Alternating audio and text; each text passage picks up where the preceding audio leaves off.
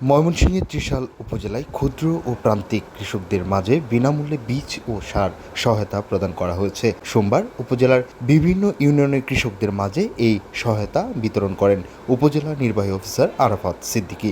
উপজেলা প্রশাসন ও কৃষি অধিদপ্তরের উদ্যোগে আয়োজিত এই কর্মসূচির মাধ্যমে কৃষকদের উৎপাদন ব্যয় কমানো এবং কৃষি উৎপাদন বৃদ্ধি করার লক্ষ্যে এই সহায়তা প্রদান করা হয়।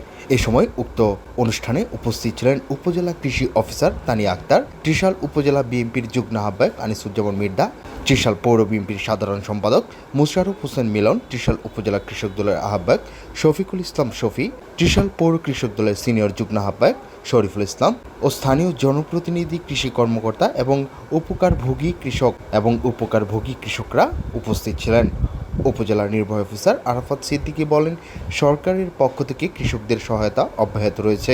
ক্ষুদ্র ও প্রান্তিক কৃষকদের উন্নয়ন ছাড়া দেশের কৃষি খাতে এগিয়ে নেওয়া সম্ভব নয়। তিনি আরও বলেন, সময়মতো বীজ ও সার সরবরাহের মাধ্যমে কৃষকদের পাশে দাঁড়ানো এই উদ্যোগের মূল উদ্দেশ্য। সহায়তা পেয়ে কৃষকরা সন্তোষ প্রকাশ করেন এবং ভবিষ্যতেও এই ধরনের সহায়তা অব্যাহত রাখার দাবি জানান।